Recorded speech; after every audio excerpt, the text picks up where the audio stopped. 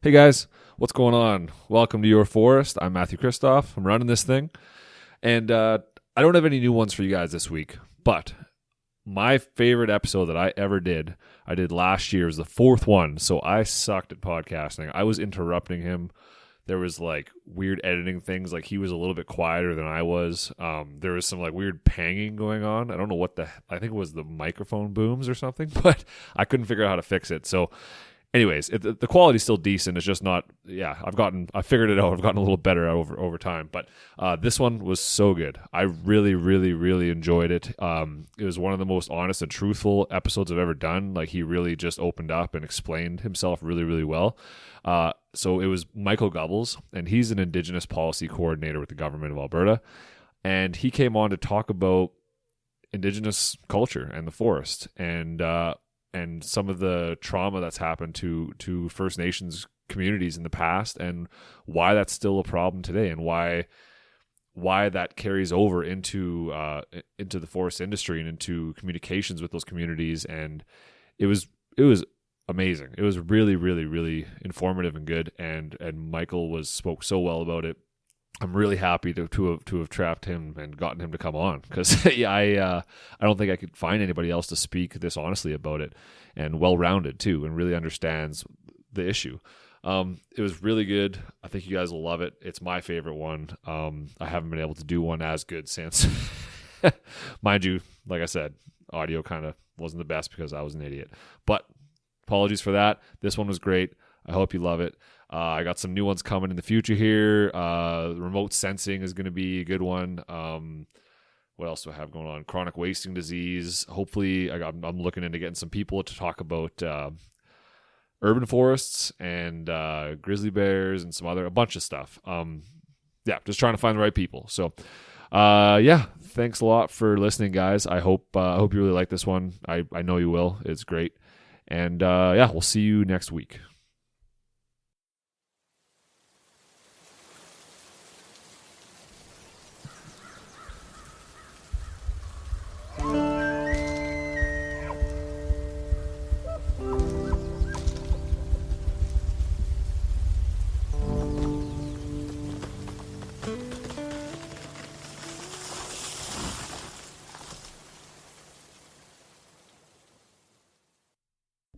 Yeah, that was pretty good, right?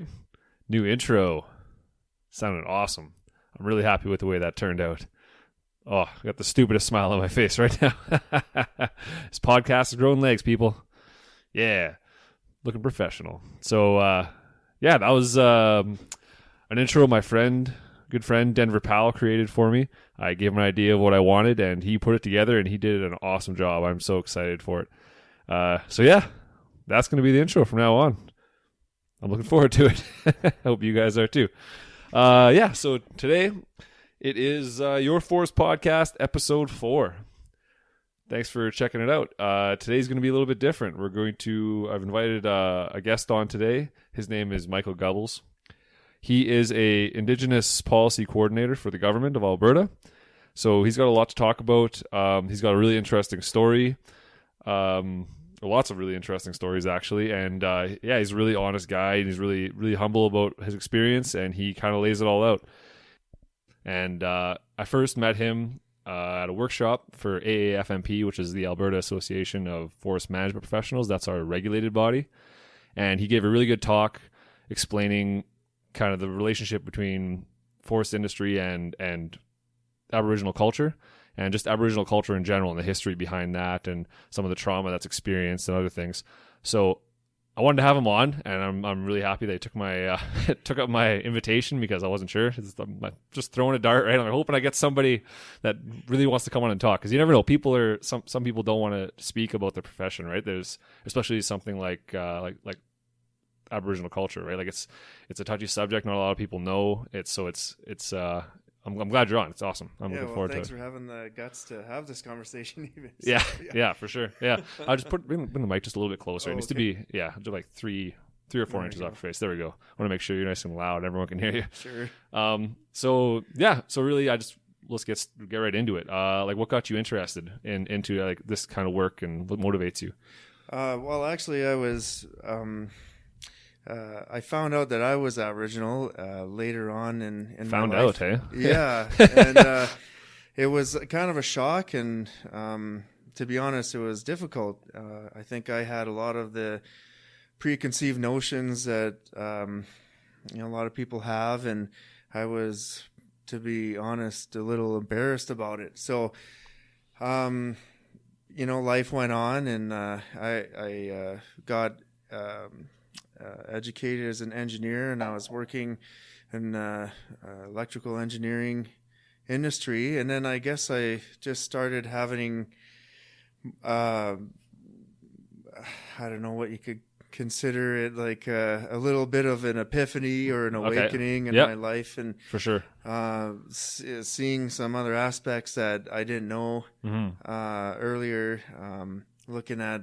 issues of the environment and politics and history and everything, and I felt I felt a strong desire to go back to school, and not even worrying about what I would do as a career or for a job, and just go to learn and see what I was passionate about.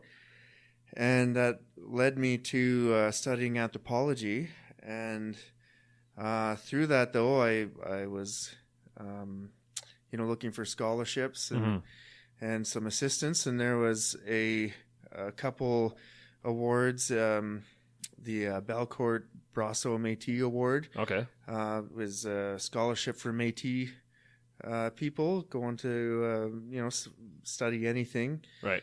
And so I was looking at accessing some of that for my schooling, and they all asked, they always ask, what is my participation in the Aboriginal community?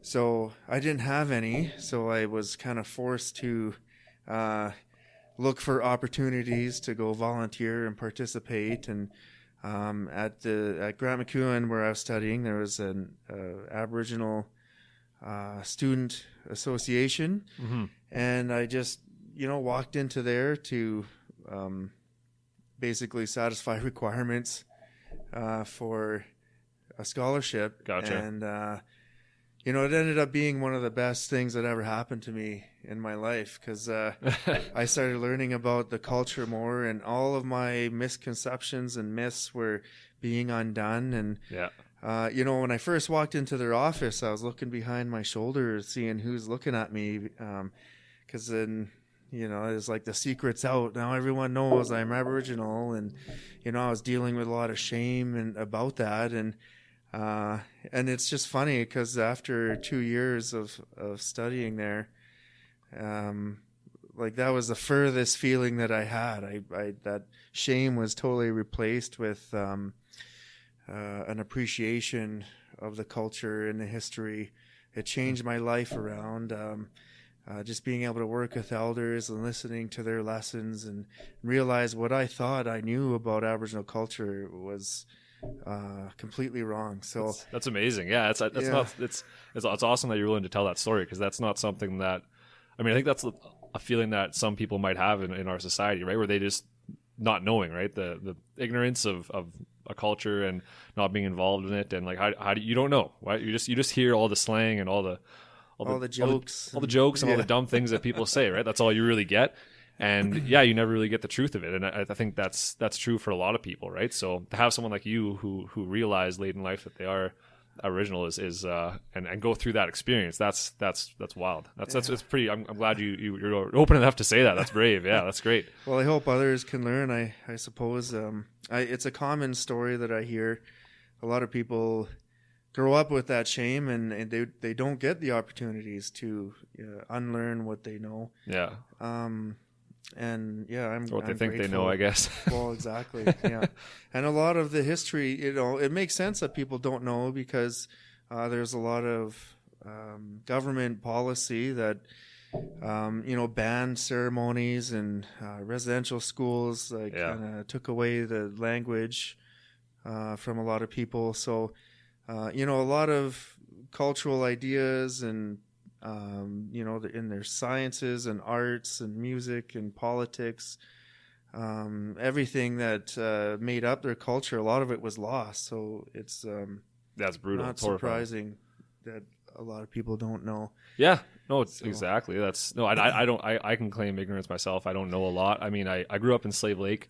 There's a lot of reserves around. Like I grew up with a lot of Aboriginal people. I have a lot of Aboriginal friends, but even them, they're a little bit. Well, some of them are a little bit distant from their culture, right? Yeah. So, some of them that are still involved, I actually want to get more involved in myself and maybe go to a powwow or go just experience it, right? Because it's never anything I've been a part of. So I've been around the people, but not really, I don't think, right? It seems like the culture is still hidden to me. So I'm interested to open that door, right? Cool, yeah. No. Well, the powwow is a really powerful and amazing opportunity to see the beauty of the culture, you know, and kind of step outside. Maybe the dominant narrative that you might hear on the news about a lot of the social issues and difficulties and barriers and things like that. So it's nice to be able to just see another side and experience kind of the music, the happiness, and right? Yeah, and the energy, and I grew up in Slave Lake. We had I know they had a lot of what was his name? I forget. But there was a famous dancer who used to come to our school pretty often, and he would come in and do hoop dances, right? That's sure, right. Yeah. Hoop dances and that kind of stuff. And it was like it's fascinating to watch the colors and the flair and it's cool, right? I don't see enough of it as an adult. I wish I'd seen more of it, right? I didn't at the time as a child. I didn't appreciate it, but now I see the kind of the allure there, right? So it's cool. Yeah. Treat for the senses, I think. Yeah, for sure. Yeah, exactly, totally. It makes sense. Yeah. You actually just mentioned residential schools, and if you want to just kind of talk about that a little bit, because I don't know, a lot of people might not know. I mean, I knew of them. I didn't know a lot about them, the extent of them. So if you want to talk about that a little bit, feel free. Yeah, well, so for many years, Canadian policy regarding, you know, Aboriginal people was to assimilate them into the dominant Canadian, body, I guess. So it was, the Indian Act had a lot of, I guess, laws and legislation to, make it difficult to practice culture.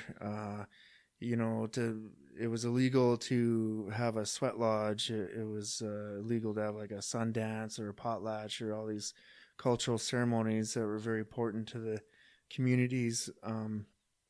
But even then, they found that, the government found that it was taking too long to assimilate the people.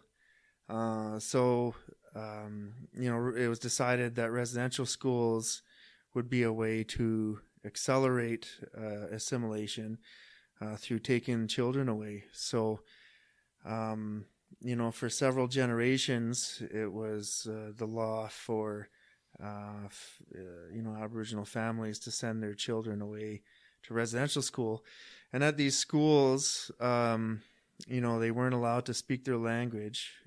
You hear a lot of stories about some harsh punishment, even if they did speak their language, even though they didn't know English, a lot of them, when they first went in. Right.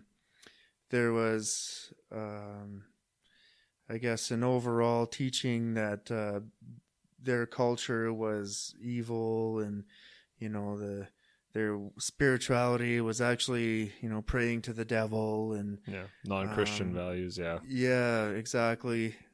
They were taught that their culture was primitive, kind of like a caveman or Stone Age people compared to the modern European way of life. And so they have all these they grow up with all these I guess in this environment, and then a lot of it holds, a lot of it takes, and they start feeling that shame about their own culture, about their own people, and then they'd go home in the summertime. So they're away in residential school for 10 months out of the year, and they go home in the 2 months in the summer, and they couldn't even communicate with their families. They thought, if anything, most of them thought that their parents were backwards and stupid, and why are you still following this way? So they had a very dismal look on their own communities, families, and history and all that. Yeah, so confusing. It's just yeah, and so they don't have they've lost their identity because there wasn't it's not like dominant Canadian society was welcoming these people with open arms either. And this, among other situations at residential school, like physical abuse and sexual abuse, and even just poor education, poor funding for residential schools meant like a lot of the children were malnourished, and there was higher instances of diseases like tuberculosis, and it was just a really terrible place for these children. And they learned a lot of they learned how to survive through being cold and hard and mean, and they didn't get taught what love was. There was no loving parents in their lives that had a connection, the parent child connection that's so important for people when they grow up. So this situation left people kind of reeling and in a lot of pain, and not knowing who they are, kind of hating themselves, hating their families, not feeling welcome in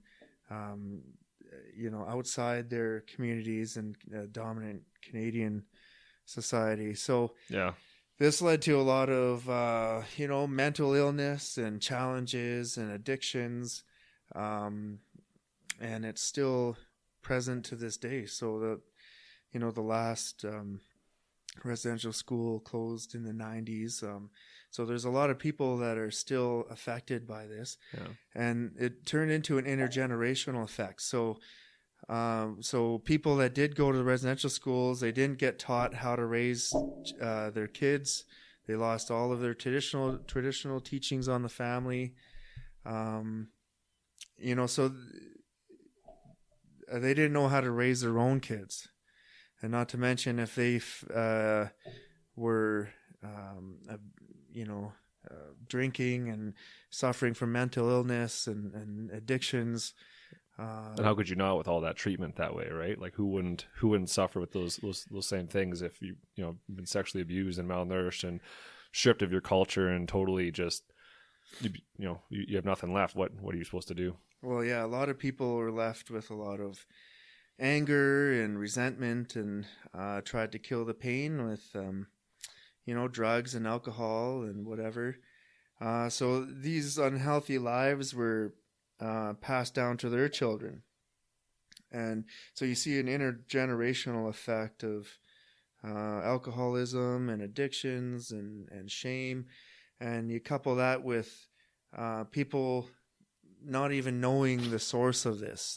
It wasn't until the Truth and Reconciliation Commission came out where people started talking about their experiences more. So people now have an understanding. Youth in a lot of Aboriginal communities are getting to understand why their families have had a lot of suffering in them. So in the past, they wouldn't talk about it. In the past, within communities, everyone would just stay close-lipped about it, and without that talking, there's it's really hard to heal. So, of course, yeah. So at least now with the Truth and Reconciliation Commission, there's I guess more people like learning about the effects of residential school. Aboriginal and non-Aboriginal people, like people all across Canada, are learning more about it, and a lot of people are using that information and knowledge to stop the intergenerational trauma that their families have been experiencing. So, so I kind of see at least things starting to get better and improving, just through that openness and people telling their truth now. Yeah, well, that's awesome. Yeah, because it's a difficult thing to try and tell, right? Yeah, definitely. It's hard for me even to talk about it. Yeah, but you're doing a good job. You explained it very well. I really appreciate you going this deep with us, right? This is awesome. People are going to learn. They're going to get so much out of this. I really hope. Well, there's a lot of information out there, more than what I can just say too in about 5 minutes. I mean, if people really want to know more, you can just look up the Truth and Reconciliation Commission of Canada on, just do a Google search and you can get all their reports, and you can hear from what survivors of the schools have said and what their experiences have been like. You can read about reports from like the RCMP and their role in the schools, and just in the churches. Like there's just an overwhelming amount of information now out there for people to look into if they're interested. Yeah. Or even on YouTube, there's a lot of stuff that like the CBC News put out, or the 8 Fire website with Wob Canoe. Okay. All this stuff is a really good resource for people to get more detailed information if they want. Exactly. So, and if you can watch it on a video rather than read it, people are more likely to consume it, I'm sure, right? Exactly. I know I am, definitely. Yeah, the internet, it's addictive. Yeah. Thanks for telling that. Now that we've gone so deep and we've gotten right into it, maybe we'll dial it back and go to something a little bit easier, just something that I think there's some confusion around. For example, terminology, right? There's so many different terms used. Maybe you want to explain what's going on there? Sure. Which ones are correct and which ones are, taboo, which ones are whatever? Yeah, so this is a very complicated topic as well. There's lots of information out there too, but basically speaking, to start, Columbus came to, what was it, like the Caribbean, and he thought they're all... That's a good question. I'm not actually from sure. India, right? So, yeah, exactly. The Indians, so he called them Indians, and that seemed to stick for, millions and millions of people in North and South America. Right. Even the government picked it up. Yeah, exactly. And basically that's like, if it were reversed, and let's say someone from North America were to travel and they hit like Africa... Yeah. And they thought, we're in Egypt, and it's like calling all of Europe and all of Africa Egyptians. Yeah, exactly. Like, it's not even close. So and people, that's changing now. A lot of people don't use that term. It's a legal term still in Canada. So usually, in professionally speaking. You would only hear it if it's referred to like the Indian Act or some body of law. But right. But aside from that, you'll hear more now the term Aboriginal, which includes Inuit people from the north. Would include First Nations people who are the original inhabitants of Canada, and it would also include Métis people. So. Even those terms, though, are pretty difficult because in Canada you have hundreds of First Nations cultures. So again, trying to call like a Cree person and a Blackfoot person, try to find one name for them, or like a Haida person or Iroquois person, trying to find one name for them. It's like, again, you're saying let's call all European people French. Like it's right. So there's different languages and different everything. Eh? Like it's the culture's different histories. Yeah. That's right. So, so those, you can really find out a lot about terms if you know somebody Aboriginal, and then you can just ask them, like, admit your ignorance and just say, hey, I'd just like to know, like, what's the best thing I could refer to you as to, be respectful of your culture and your history and your identity and who you are. Yeah, and people are scared to ask that question, right? They don't want to look like they're ignorant of the situation, right? Well, it's kind of funny. It's almost like if you were to say Israelis and Palestinians, like, you guys are the same thing. Like, that would be a bit of a problem. Yeah, exactly. Yeah. So, and mind you, it wouldn't be the first question I asked someone if I was meeting them for the first time. Right. Yeah, but once you kind of get to know someone, that'd be the best way to figure out your terms, is just ask them. Right. But generally speaking, First Nations is a respectful term because it acknowledges that these people were the First Nations here in Canada. And these people would include, all the like people all across Canada that have lived here for just thousands of years. The Inuit are the people living in Hudson's Bay, Northwest Territories, living in the Arctic there. The Métis people, so that's a distinct cultural group of people that was formed when fur traders from Europe came and married into First Nations communities. And then subsequent generations eventually got together and formed their own communities, and they made their own distinct Métis culture, and have their own distinct history as well. So those are basically the general groups. You're hearing more and more the term Indigenous, and that's synonymous with Aboriginal. Okay, so you could use it the same.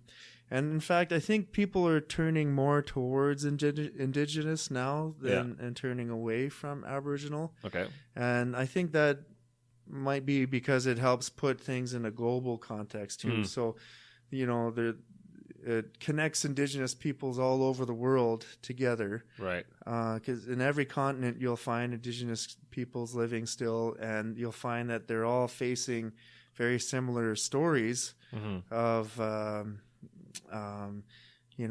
going and their cultures being endangered and losing their languages, and their children being, educated outside of their own cultural worldviews, and resource companies coming in and, changing the landscape, making it very difficult for these people to survive. Right.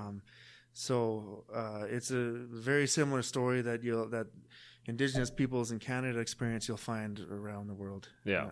No, for sure. What about the terms like what about Native and Eskimo? Are those both kind of taboo? Or what's the? Yeah, I wouldn't use again. Eskimo is a word that was given to the Inuit. Gotcha. So the Inuit, that's what they call themselves as a people. Okay. So I think that means, I'm no cultural expert or anything, but I think that means like, we are people, we are Inuit. So that's like, gotcha. Not even like a nationality. That's like how they call like a group of people. Yeah, we're just these people. Yeah. Deeper. Yeah. Yeah. Okay. Cool. Yeah. Yeah. And then Native, I guess probably wouldn't use that as much either, but there are people that use that and are fine with that. So if I was in a very formal setting, I probably wouldn't use Native. Right. If I was, let's say, meeting with a band council, and I would see what is the name that they call themselves. Are they a nation? Maybe they are an Indian band. Maybe that's what they call themselves still. That still comes up from time to time. Maybe they're fine with it. And also like you might have like the Native friendship centers. They still use the term Native. Right. Yeah, it's just one of those terms where I just wanted to clear up, right? Because it's those things. People don't want to offend people, right? Yeah. They want to make sure that they're on the right track, and those are like Native, especially in my life, was used most of my life, right? So I assume that it was all right, and you just want to make sure that you're not offending somebody by using just a sound you make with your meat flaps. So I would probably stick with Indigenous, Aboriginal. Okay. First Nation, Métis, that makes sense. Inuit. I think those are the good ones to go with. And then Stick once you get to know people better, then you can get a little deeper on what their identity is from their lens. Yeah, for sure. No, that's good. I'm glad we cleared that up. Yeah. So you talked a little about like Aboriginal culture and stuff like that. Do you want to maybe explain how the history and the traditions are passed on? Like I know, like for example, if we were to go back and look in history and look at the Romans or something like that, if we want to know about the Romans, we read what they wrote, right? They wrote down lots of stuff. They kept good records of everything, so we just read through it. A culture like Aboriginal cultures, especially in Canada, it seems like that's not really the tradition there. So so they have an oral knowledge system. So that's basically like telling stories, and then You would pass the stories down from generation to generation. Others, did have more like some material culture that would have writing on it or record keeping. Right. Like the Blackfoot have, sorry, I can't remember the exact name, but they're like buffalo hides with pictures on them. So they know gotcha, okay. what happened every year. There's a story that they kind of like hieroglyphs or exactly. Yeah. Okay. Yeah. And sometimes you have like the Inuit too would have an inukshuk, and they'll build it a certain way, and from there they could learn some things from how that's put together. The inukshuk is the man, right? Yes, right. Yeah, the little rock statue. Yep. Yeah. Okay. And then you'd also have a lot of stories associated with place. So as you are, walking through the bush, you could see a peak, a mountain, you could see a river, or any type of geological feature, and it could trigger a story. Yeah. So that, the forest could be like a library, basically. Right. There's a lot of that. Well, I remember Derek, on one of the podcasts we were talking about, he found an erratic, a giant, house-size erratic in the middle of the bush, and he wrote it down, and he went back to his superior and he said, "Here, look, I found this erratic. We should keep that up." And when that forest company was dealing with the local Aboriginal communities, they brought up the fact that, hey, we have this big erratic, this big rock in the middle of nowhere. Anything's important to you? And they're like, "Oh yeah, that's the meeting place. That's an important thing. We need to keep that." And they're like, "Oh, okay." So they ended up putting a giant, kilometer buffer around or whatever. They didn't cut any trees anywhere near there because they want to protect that culture, right? So little things like that. But like you said, it's not written down. There's no place that forest companies or industry can go and look in the library and find this information. They have to sit down with the Aboriginal communities and talk with the elders and talk with the people and get the real information, right? So that's hard to get because people they feel some animosity, and there's animosity both ways, and they want to get deep into it so every side can get what they need and what they want. And it's difficult. Yeah, there's a history there. In Canada, all of this knowledge that we're talking about, all these stories, a lot of it was lost. I couldn't even imagine how much. Like in some cultures, probably 90% of their knowledge was lost. Gone. Just people don't speak the language anymore. Yeah. And then the elders weren't around to teach the children. The kids might be off to residential school or off to foster care or something like that. There's no passage of knowledge there, yeah. That's right. So it really stunted the passage of knowledge. So a lot has been lost now because of, government policy. And so there's a tension there. And also there's some other scientists that would come in and, try and get their knowledge from elders, and the elders would tell them, and then the scientist would go off and write his paper or make some sort of medicine or do some sort of research on that knowledge and not even acknowledge the source of where he got his information from. Right. That would be frustrating, of course, because that's where he's getting all the information from. Without that culture, you never have that information. So to not give credit to that is it's troublesome. So there's that type of history, and that's kind of happening around the world, not just in Canada too. That's brutal. And there's also the lack of, I guess, there's certain protocols too that you, if you do want to go in, let's say you are somebody from industry and you want to know about a certain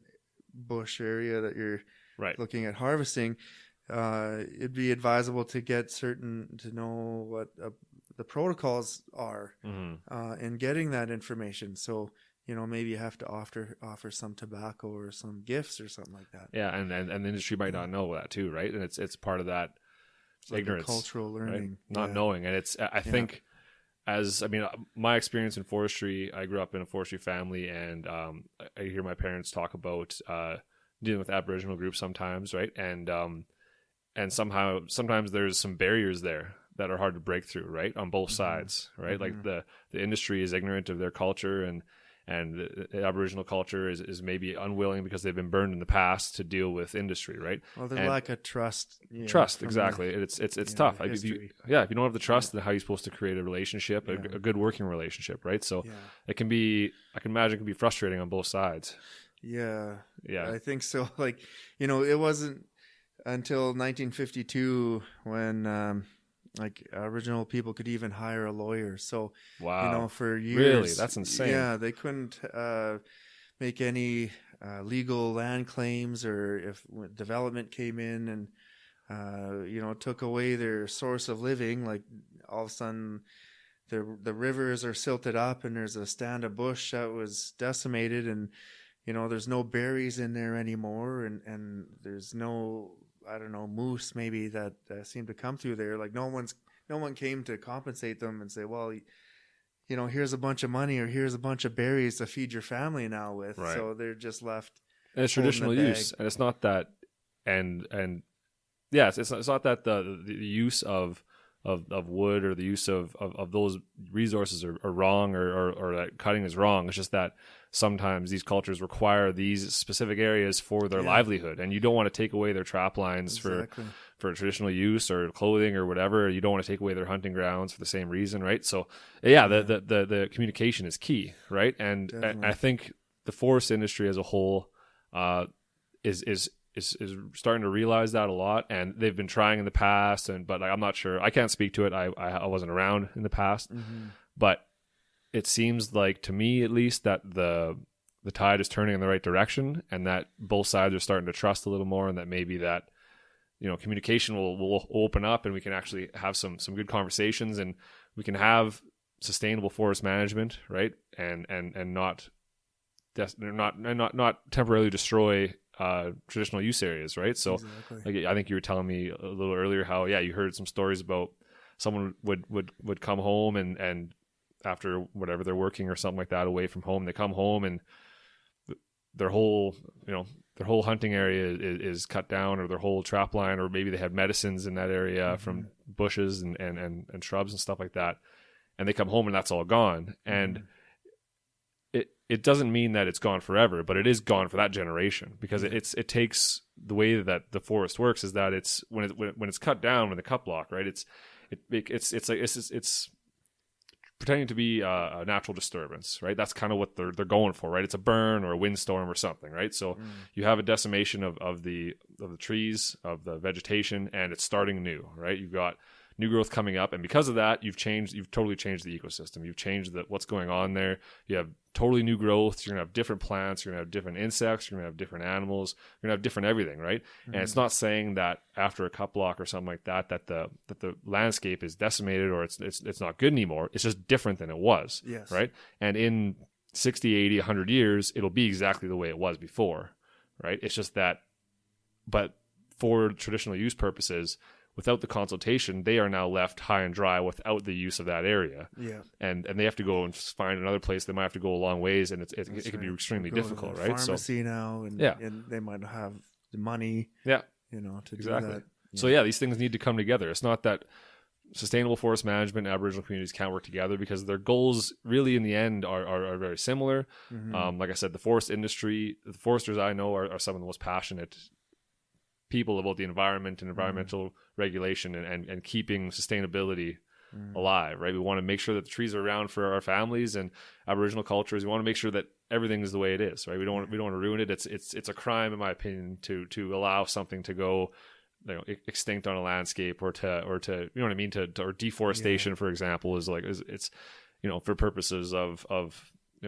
corporate building or of expansion it's bad taste, right? It's not good. You destroy those parts of the landscapes and the ecosystem as a whole, right?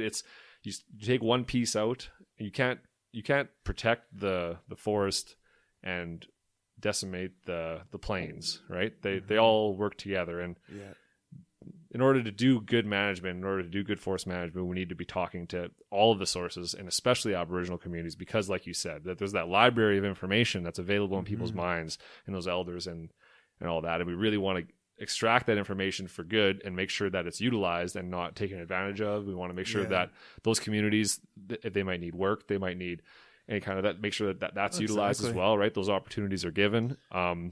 It's a crazy situation where I think both sides are confused. Both sides want to make sure they do the right thing, but both sides are reluctant, and it's tough, right? Yeah. Well, that history, I think, is the big issue. Why there's a lack of trust. So there wasn't the communication before for development. You just come in and do whatever, and then these communities would be suffering from it. Right. And not just like from the food aspect, but a lot of them have a deep connection to the forest, like it's spiritual, their family, must be, right? Yeah. So all of a sudden their trees are gone, and it's like, their uncles passed away and their aunts passed away or something. So, now that there is the conversation at least happening, I see things, I see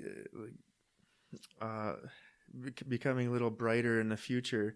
Like, I guess people have a misconception that all Aboriginal people are against development of any kind, and they just want the grass and the forest and everything to be left alone and pure for nature. So, and that's not really true. Throughout most of Aboriginal history, they were constantly developing the land. People didn't know this, but like in the east. Or in the West Coast, the nations along the coast would build up rocks in bay areas, and people didn't know why. Like for a long time, when the first Europeans went there and saw these areas, they thought it was a natural formation. Right. But they learned in time from the elders in the communities nearby that no, they built these little ecosystems so that they would attract more shellfish. Oh, okay. That's than they normally would, like if it was just a flat, ocean kind of bed there. Farming the ocean in a sense, right? Exactly. Yeah. Fire was a huge development That's tool. a good one, actually. I totally forgot about that. Yeah. Yeah, they would, like the Blackfeet, they were... actually, they don't call themselves Blackfeet. That was the name given to them by the Cree people because... the Blackfoot people would burn the plains to expand the buffalo range, and they'd get their feet black, right? But even up north, people, the Cree people, for example, would burn the forests, right, and clean them up, and they'd know when to burn, right, in the early spring or the late fall, right. So the wildfires wouldn't get out of control, so they'd have controlled burning. And they found that once they cleaned up the forest, there'd be new growth. It would attract all sorts of animals and increase biodiversity, increase animal populations. So it's easier for them to hunt. Right. So, the Aboriginal culture is not like leave the land alone and let it do its thing. The Aboriginal culture is work with the land in balance. So just take what you need. Don't get greedy. But feel free to go, collect nature's bounty. It's a gift for you. And give back too, right? That's exactly. We've only got one planet, right? We've got to make sure we manage it right the first time. As soon as there's a book I'm reading right now, where he's it's Aldo Leopold. It's called A Sand County Almanac. Awesome book, really good. Aldo Leopold was a conservationist forester in the United States in the early 1900s to 1950. I think 1950, 1960 he died.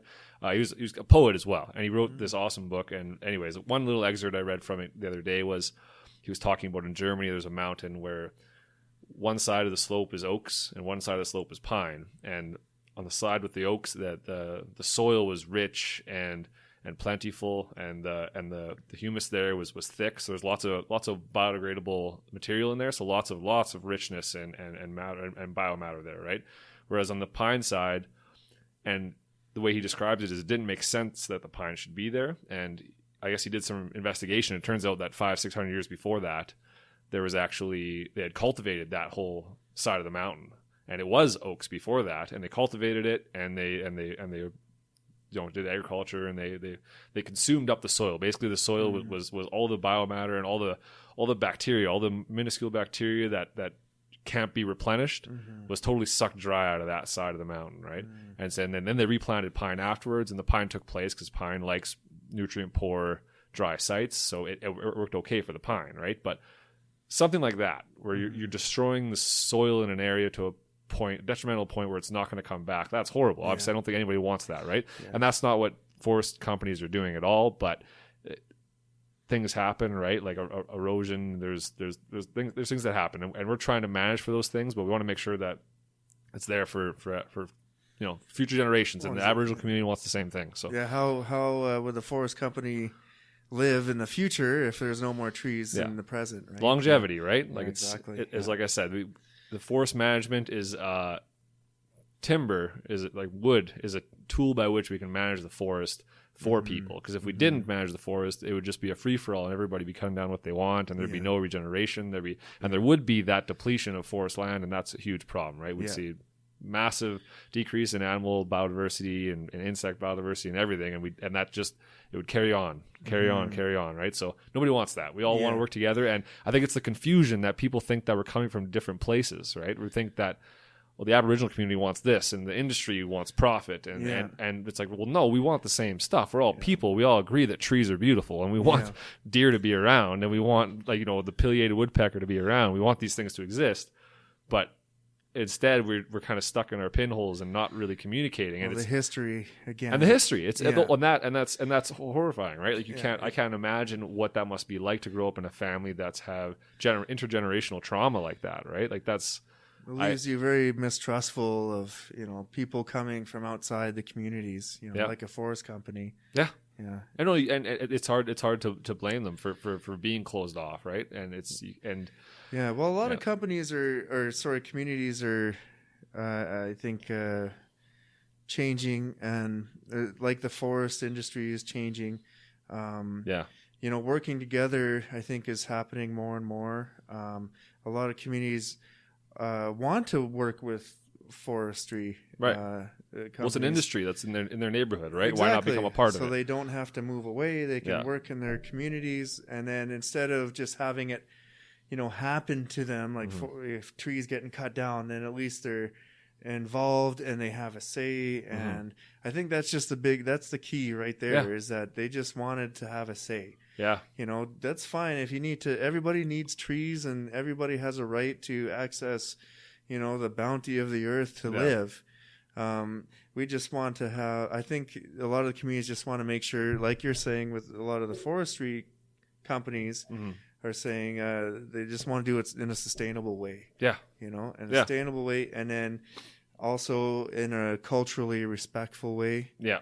So that, they don't lose their medicines, they don't lose their cultural sites. And I think that's all happening right now. And, there's going to be mistakes as we go, but as long as there's that patience and that willingness to just, yesterday was a bad day, but I'm sorry. Let's try and work things for the better here and see how we can, both get some benefit. Yeah, and both sides can, right? There's no reason why it can't be a win-win for both sides, right? It's just need open communication, like any good marriage, right? That's right. You need to explain what's going on, right? You can't just expect it to go away. Right. Oh, that's funny. Maybe some counseling once in a while. But a mediator is good sometimes. If someone's out of hand, for sure. That's funny. Well, could you imagine if we had more Aboriginal individuals that were coming into forestry and getting involved, and we had that knowledge, that Aboriginal knowledge, that traditional knowledge in the industry itself?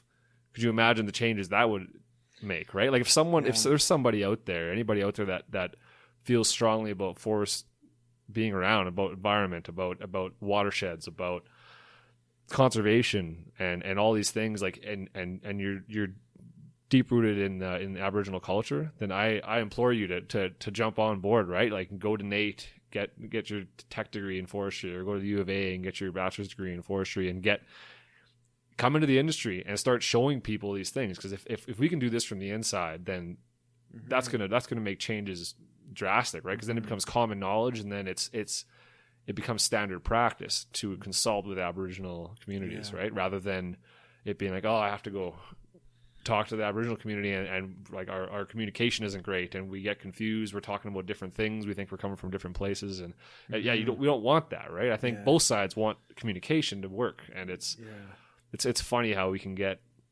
caught up in our own minds, especially with, like you said, intergenerational trauma like that, right? Like you can't, and on our side as foresters, we need to be, this is why I wanted to have you on, right? I wanted to explain to the professionals out there, as well as public, the more people that know, the better, that this is what's going on. Yeah. It's not personal. Don't, like, if you're a forester and you're a land manager and you go to Aboriginal community and they, you know, they're passive, they don't want to talk to you or whatever, don't take that as personal slight. Yeah. It's not you, it's the intergenerational mistrust, and and it's hard to, I can't imagine trying to regain that trust, right? So you know, and I think the forestry industry can do a lot to, I guess, change what has happened from history. So instead of in the past where a lot of things were done to take away the culture, you know, take away the, you know, people's way of life. Maybe forestry can ask the question now, well, what can we do to help promote this culture now, to help bring it back? What can we do for reconciliation now? Absolutely, you know? Like get some emails out to the staff about some articles on reconciliation, or you know, a lot of people are doing, you know, Indigenous training, so they would invite community members and elders to come meet with them, and then, you know, learn how to build a rattle and why that's so important, and what's the significance of that, or to build a drum, or to go out to the bush with them and have a sweat with them, and then learn the importance of that, you know. That would all start helping to a cultural resurgence within these communities. And then also an understanding within the forestry industry of, okay, well, this is what they're actually about, you know, and deconstruct a lot of the myths that we hear from media and, you know, a lot of places.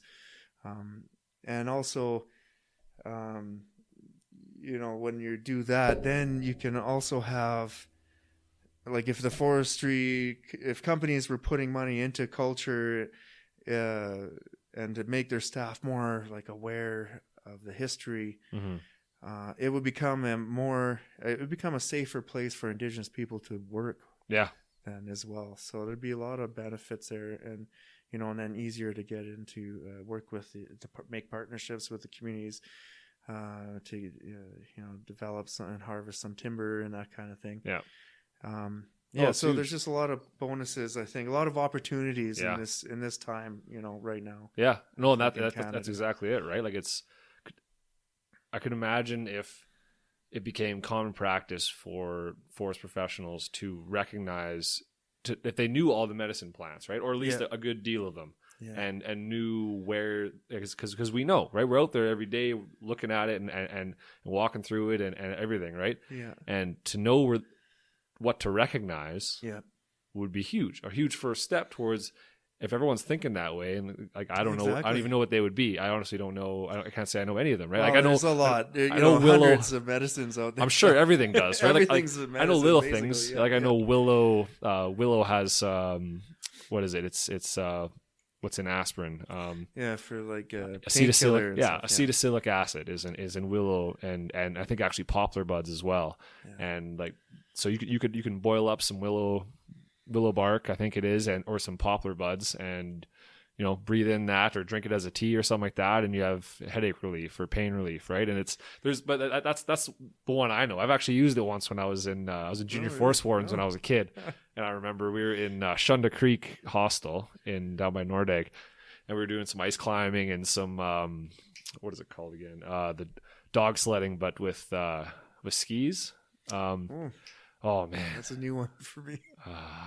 Sounds pretty fun. It's on the tip of my tongue, but yeah, basically you have two dogs. They strap you up to a harness, right, and they just mush, right, and you go. And it's ski-jering. Ski-jering is what it's called. Yeah, and we did that. We checked that out, and I got a crazy headache, and I was only 12 or 13, right? So crazy headache was probably a minor headache, but to me it was the end of the world, right?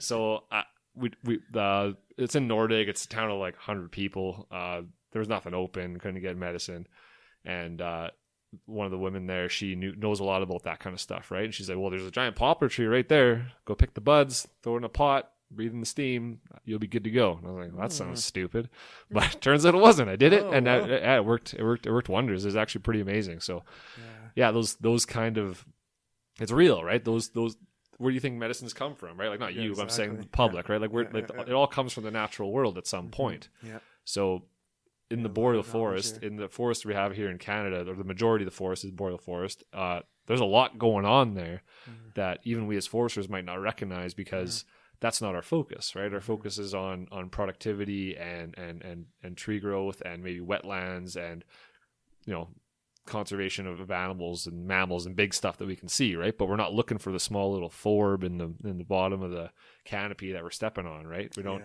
So there's lots of information to be had, right? Yeah, and I'm just thinking right now of this time I was at a Sundance, and so we were cutting down a tree to put in the middle of the arbor. It's a tree of life that gets placed in the middle of the area where everybody dances. And I remember an elder spending a long time saying a prayer to the tree and offering tobacco, right, and thanking the tree for giving up its life for us to Sundance with it. Yeah. And I just wonder if the forest industry would ever get to that point where, you know, you're actually thanking the tree. You know, thank you for helping us out, you know. Yeah. And maybe even if you have big enough partnerships with communities that are, you know, very culturally inclined, and to have opening ceremonies when you're about to do some work in a season to right.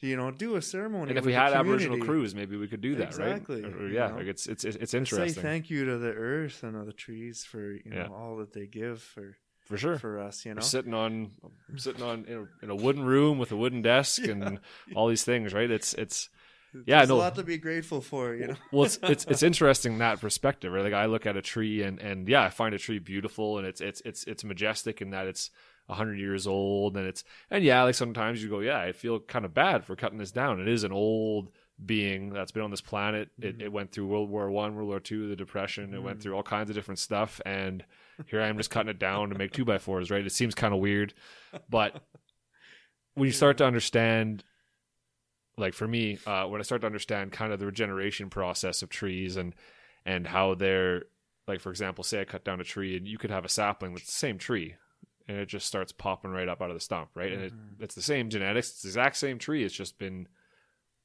now it's small again, right? It's kind of like a phoenix in a way. You know, the phoenix that it gets old and it burns and it rises again from the ashes. It's kind of like that in a way, right? But it's a totally different perspective that I have from. I don't see the tree myself as like having a soul or something like that. I mean, there is some kind of majestic feeling you get when you're out in the woods with nature and it's silence and you can hear the birds chirping a little bit and wind. Yeah. And it's very healing. It's super healing. And I wouldn't be in this industry if it wasn't that way. Right. Yeah. And I definitely have a deep connection to the woods, but it's not spiritual and culturally ingrained the way that it is in Indigenous culture. Right. Like I feel that myself because my parents taught me and we've spent a lot of time out there and people can appreciate the outdoors, but for a culture that has been firmly ingrained or stuck in not stuck, but you know, they live their whole lives in and around and with the forest, right? It's literally, it's not that it's, oh, I love the outdoors. It's no, like what's the outdoors? Everything is like, everything's the outdoors, right? Like it's the whole, it's their family. It takes care of you. Yeah. It's responsible for the food you eat and everything, right? Yeah. They would, you know, traditionally, Aboriginal cultures, the trees are alive, no different than the moose or the deer or people or the fish or the bird. Even the stones are part of creation and have a spirit in them and are alive. Basically everything, you know, traditionally speaking, you know, I'm not saying you would find some First Nations person on the street and expect them to believe this. You know, the truth is that's the tradition. But that's a traditional beliefs. Everything is alive. And everything's in a cycle of, like everything's moving. So the trees are in a cycle of living and dying. Right. So like in the Northwest coast cultures, along BC with all the totem poles. Right. In our culture, we'd see these totem poles and want to take them and put them in a preserved glass and look at them for 1,000 years. You go to Vancouver, right, and they have a museum like that. Well, exactly. The University of Victoria, I think, or Vancouver, one of them has that big totem pole section, right? And they got these massive, gorgeous totem poles, right? And they're just sitting in a glass building. Yeah, and that's fine too. I love looking at the beautiful art and the history, and I can appreciate that too. Could you imagine seeing that in the woods, stumbling across it? Like some people, jeez. Well, and that's what a lot of people on the coast, like Aboriginal people on the coast, would think, like, that needs to be in the bush. It feels like it. They feel like that tree, that totem pole, is suffocating because it can't go back to the earth. Yeah. So they see, even though I spent all this time and it's beautiful and it's been there forever, and created this work of art, it's meant to be destroyed and go back to the earth. That's an interesting concept too, because it's one of those things where, like, you want to protect the culture. Yeah. And the culture would be like, we'll bring it in a museum, we'll put it in this museum, we'll look at it, and it'll be good, and we'll read something about it, and we'll move on. Yeah. But it being like, but then there's the opposite of, if we're going to respect the culture and leave it alone and not bring it to the museum, we may lose that opportunity to learn from it. Right, and it's one of those weird balances. There's no right answer. It's just that it is what it is. It is what it is, right? And let people make more, and then there'll be lots more to see. I suppose, right? Like it's a weird one. It's one of those weird. There's no right or wrong answer. It just is what it is, and it's different perspective, different worldview. Yeah. Has to be kind of, no one has to say, okay, you're, I have to agree with your worldview. No. Yeah. Could you imagine if that was the case, man? Well, we'd be losing out on a lot. I think. No kidding. I mean, just look at our food alone. If we didn't have the diversity of thought, eating hot dogs and macaroni every day, dinners would be. Yeah. Jesus, yeah. No, yeah, it's definitely important, right? Biodiversity of culture, right? Exactly. We want that around. Exactly. Yeah. No, it's important. It's amazing how complex and convoluted and just different everything is, right? All these subjects, they're all interrelated, but there's so much going on. It blows my mind. Well, I had one more question. Sure. Kind of just to kind of sum things up, so that this isn't just an interesting hour long. We're an hour in, by the way, so it flies by. It goes by quick.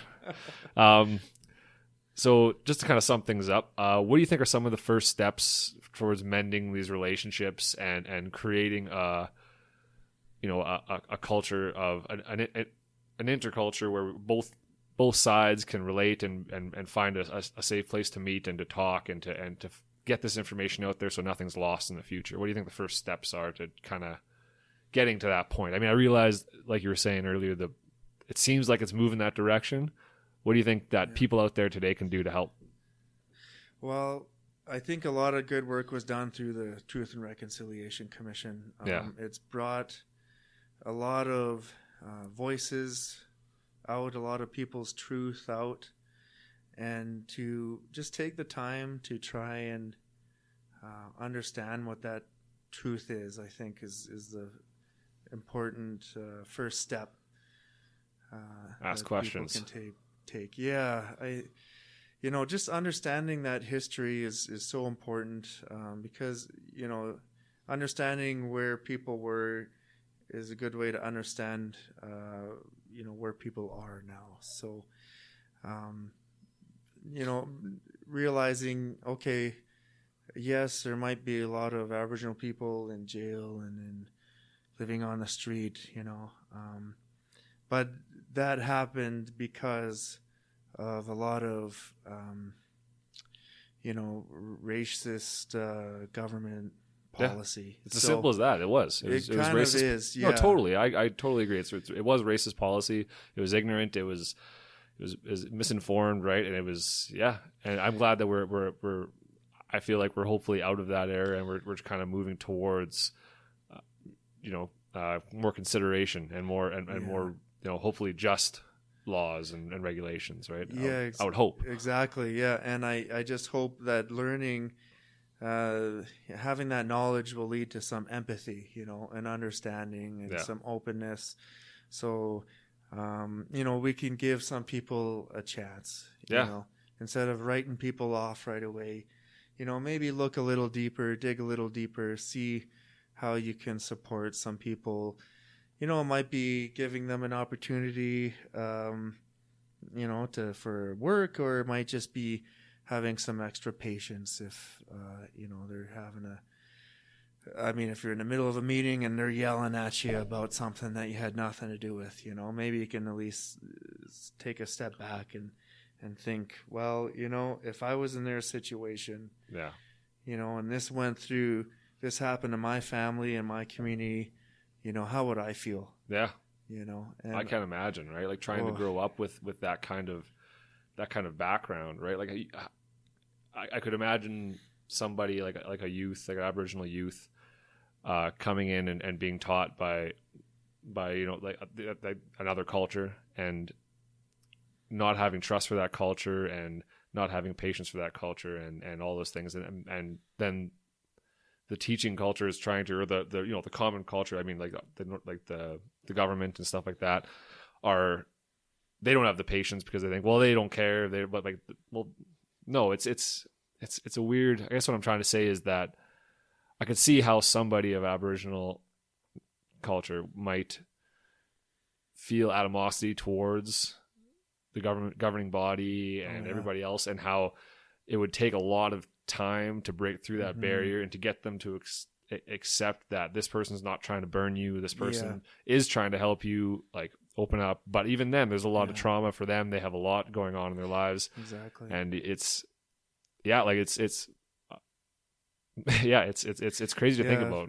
I've heard some elders just say that their experiences in their life they can never get over. And most of it, and they're not talking about residential schools particularly, a lot of it is talking about what they've done to people that they love, and all that trauma too.